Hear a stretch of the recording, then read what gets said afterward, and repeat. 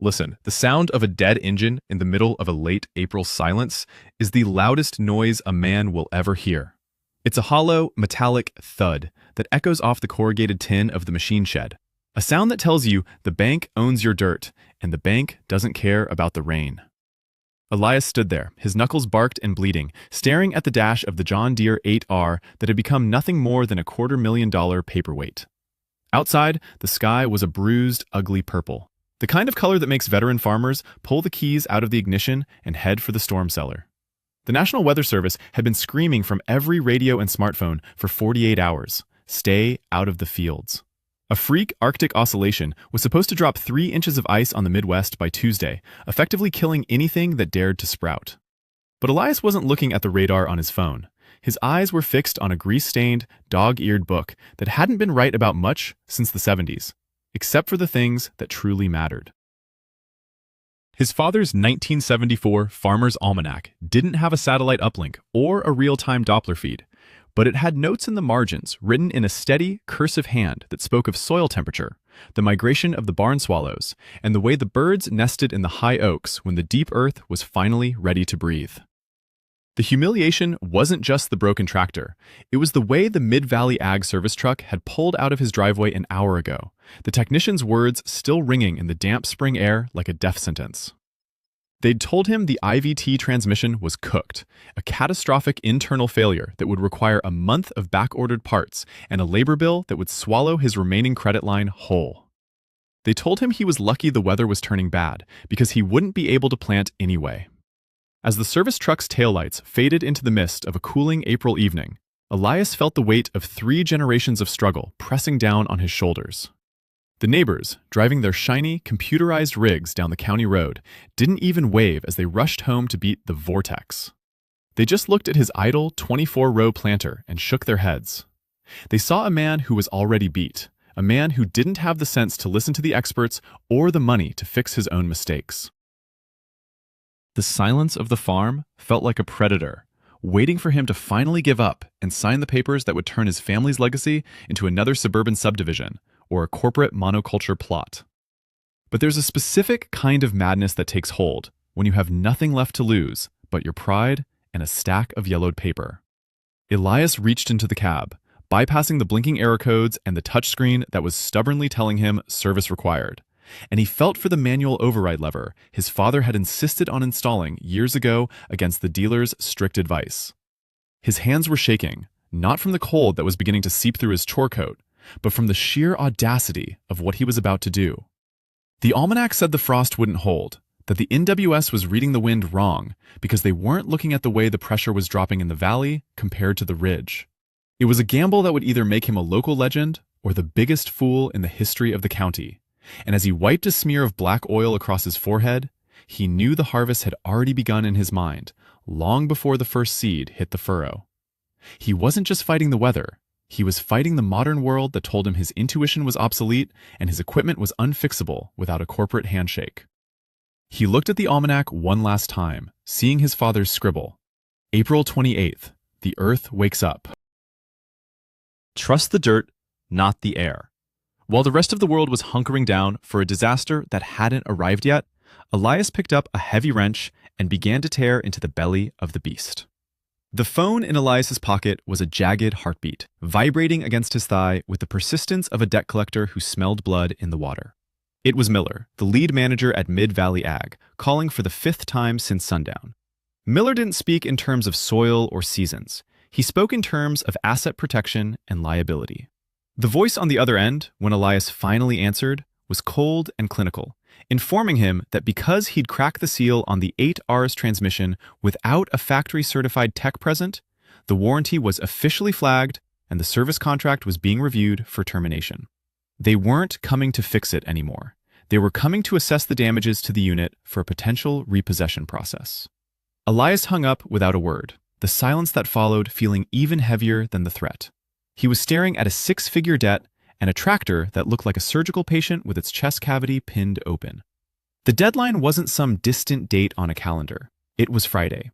If he couldn't prove the machine was operational and the crop was in the ground by then, the bank would pull his operating line, effectively turning the homestead into a ghost of a dream. He looked at the almanac again, the ink of his father's notes seeming to glow under the harsh LED shop lights, the dated entries asserting a reality that the rest of the world had already dismissed as senile folklore. Outside the safety of the machine shed, the world was preparing for a funeral. The local news had transitioned from standard weather reports to emergency bulletins, featuring graphics of deep blue and purple swirls descending from the Canadian border like an invading army. Every farmer from here to the Missouri River had pulled their rigs into the barns, fueled up their generators, and settled in to watch the sky fall. The pressure wasn't just coming from the atmosphere, it was coming from his own blood. Caleb, his lone remaining hand and the only man who still remembered Elias as a kid in muddy overalls, stood by the oil drum heater, his face a map of deep-set worries and unspoken pity. "Elias," he said, his voice barely a rasp over the rising wind, "the boys at the co-op are saying you finally snapped. They're saying you're going to waste the last of the seed on a hunch. If that ice hits tonight like the service says, there won't be enough left of this place to sell for scrap." Caleb's loyalty was the only thing keeping him there, but even that was fraying. He saw the risk as a suicide mission. The money was gone, the credit was maxed out, and the only thing Elias had left was a theory about the way the wind shifted when the moon was in a certain phase. A theory written by a man who had been dead for 10 years. The final blow came when the district seed representative, a man named Harrison, who usually smelled of expensive cologne and air-conditioned offices, pulled his shiny SUV into the mud of the yard.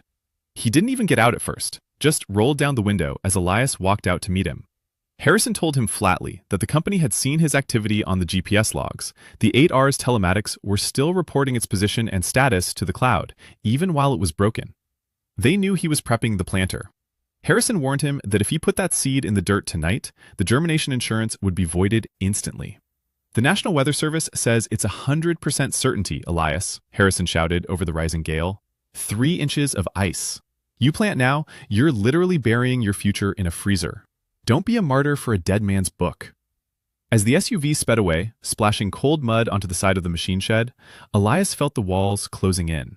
The dealer wanted the tractor, the bank wanted the land, and the seed company was washing its hands of the risk. He was standing on an island of his own making, clutching a book of superstitions, while the most advanced meteorological equipment in the world told him he was a fool. The first pellets of sleet began to bounce off the tin roof, a rhythmic, metallic clicking that sounded like a countdown to 0. The sleet was no longer a threat. It had become a physical weight, a rhythmic tapping against the metal skin of the 8R that sounded like 1,000 tiny hammers trying to nail Elias's coffin shut. He was laid out on a piece of grease-slicked cardboard beneath the belly of the machine, his breath blooming in white clouds that vanished against the cold iron of the chassis. The Mid-Valley technician had looked at a diagnostic screen and seen a ghost in the code, a error code 5240 that supposedly signaled the death of the internal clutches. But Elias was looking at something the computer couldn't feel. He was looking at the way the hydraulic lines were sweating, a telltale sign of a vacuum lock caused by a faulty atmospheric vent, a $10 part that could mimic a $10,000 failure. The dealer wanted to sell him a new transmission because it was easier than finding the truth, but Elias had his father's almanac propped up on a jackstand next to him. Tucked between the pages of the 1974 weather charts was a hand-drawn schematic his father had sketched in the late 90s, a cheater's map for the early generation of electronic sensors that had started to replace mechanical intuition. His father had written one sentence in the margin that felt like a lifeline. When the air turns to ice before the ground does, the sensors forget how to breathe. Open the manual bypass and let the pressure equalize. It was a technical heresy. To the dealer, what Elias was doing was the equivalent of performing open heart surgery with a pocket knife and a prayer. He wasn't just fixing a tractor, he was bypassing the digital gatekeepers that were designed to keep farmers dependent on a service truck and a corporate login. He found the solenoid pack, a cluster of wires and valves that acted as the brain of the transmission, and he saw exactly what his father had warned about. A tiny, ice-clogged breather valve was sending a false signal to the tractor's ECU, telling it that the transmission fluid was at a critical temperature. The computer was purposely locking the gears to save a machine it thought was melting down, when in reality it was just shivering in the dark. Elias reached into his toolbox and pulled out a rusted, brass-fitting needle valve he'd scavenged from an old 4020 that had been rotting in the high grass behind the barn for a decade. It was an improvised fix, a bridge between the high-tech present and the mechanical past. He carefully threaded the old brass into the modern manifold, bypassing the electronic sensor entirely. He was essentially giving the tractor a manual pulse, forcing the computer to ignore its own panic sensors and listen to the physical reality of the fluid pressure. The moment of truth came at 3 in the morning, the darkest hour of the night, when even the wind seemed to hold its breath. Caleb stood at the shop door, his face pale and etched with exhaustion, watching as Elias climbed back into the cab. The interior light flickered, the dashboard lighting up like a Christmas tree with a dozen new warnings because he'd bypassed the factory safety protocols. The screen screamed at him in red letters. Critical system failure. Shut down immediately. Elias ignored it. He reached for the key, closed his eyes, and felt for the vibration in the floorboards. When he turned the ignition, the big 9.0-liter PowerTech engine didn't just turn over. It roared with a feral, unrestricted hunger that shook the very foundation of the machine shed. The bypass worked. The transmission engaged with a solid mechanical thud that sent a shiver of triumph through Elias's tired bones. He wasn't seeing error codes anymore. He was seeing the RPMs climb and the hydraulic pressure stabilize. Outside, the ice was still falling, turning the world into a glass-shattered wasteland. But the almanac had promised a window, a brief, improbable spike in soil temperature that would happen right as the sun broke the horizon. While the rest of the county slept behind locked doors, Elias put the tractor into gear and began to back the 24-row planter out into the freezing mud. He wasn't just a farmer anymore. He was a ghost in the machine, moving against the tide of every expert's opinion, driven by a dead man's notes and a piece of brass that didn't know it was obsolete. The first light of dawn didn't bring the whiteout disaster the satellites had promised. Instead, it revealed a landscape of surreal, crystalline beauty that looked like a graveyard to anyone but Elias. From the ridge, the neighbors looked down through their binoculars, seeing the steady, rhythmic strobe of a single set of LED work lights cutting through the freezing fog. Word spread through the local group chats and over CB radios faster than the sleet could melt. They called him a dead man walking. They said the frost would heave those seeds right back out of the dirt before noon, leaving him with nothing but a field of rotting dreams and a bank-owned tractor. At the Sunrise Diner, the old-timers huddled over their coffee, mocking the man who thought a 50-year-old book of superstitions could outsmart $1 billion worth of radar tech. But as the morning wore on, something strange happened, something the National Weather Service hadn't accounted for in their broad-stroke models. The specific topography of the valley, the way the ancient limestone ridge sheltered the bottomland, created a localized thermal inversion. While the hills were indeed encased in a half-inch of glass, the soil in Elias's fields remained a stubborn, steaming 52 degrees. The ice that hit the ground didn't stay ice. It turned into a deep, penetrating moisture that the thirsty earth drank greedily. By 10 o'clock, a small caravan of trucks had pulled over on the shoulder of County Road 12, a silent jury watching the impossible. They saw the 8R, its bypass humming with a mechanical defiance, dragging that massive planter through the muck with a grace it shouldn't have possessed.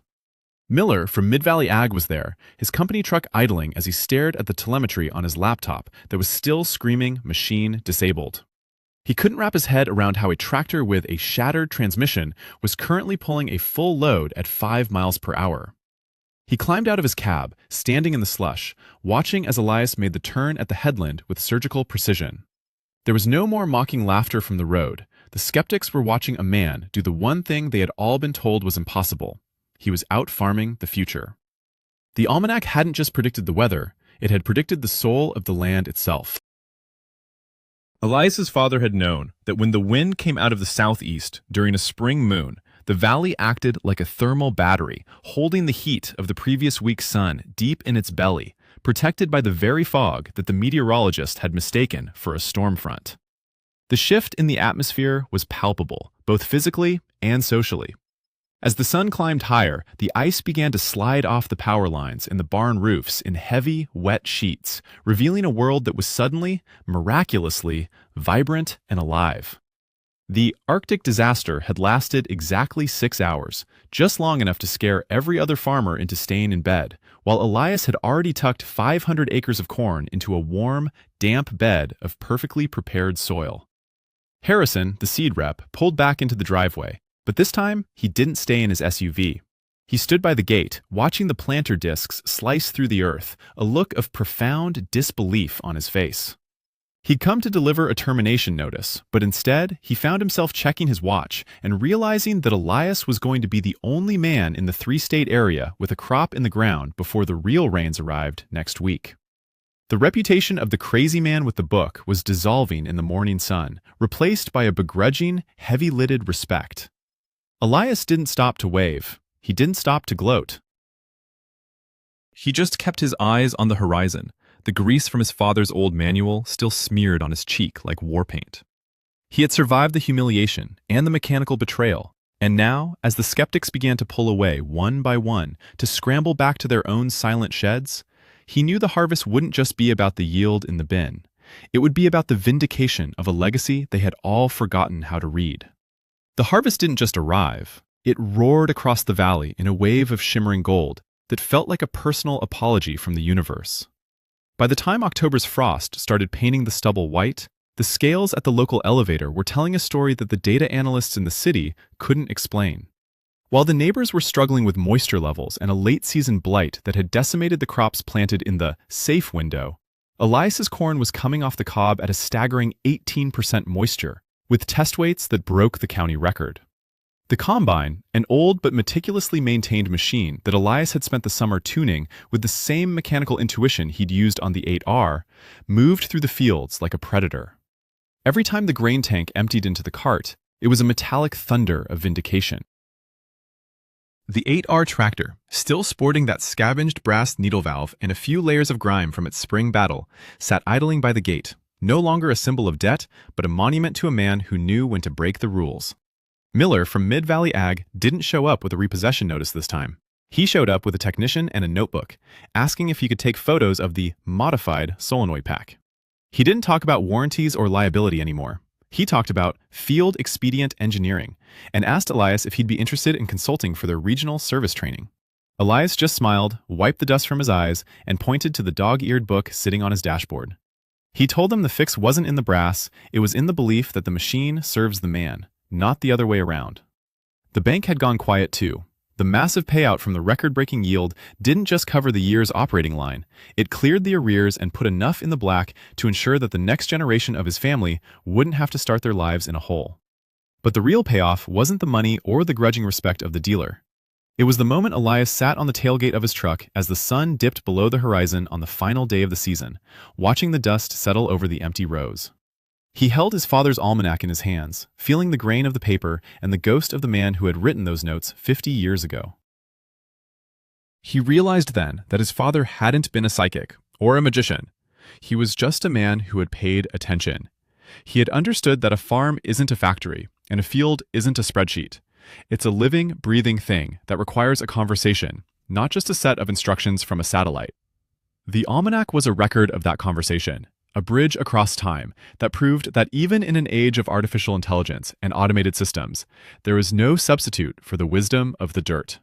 The impossible harvest was a testament to the fact that sometimes the only way to move forward is to look back, and the only way to survive the future is to remember the lessons of the past. The lesson Elias carried out of that season wasn't about ignoring the weather service or hating technology. It was about balance.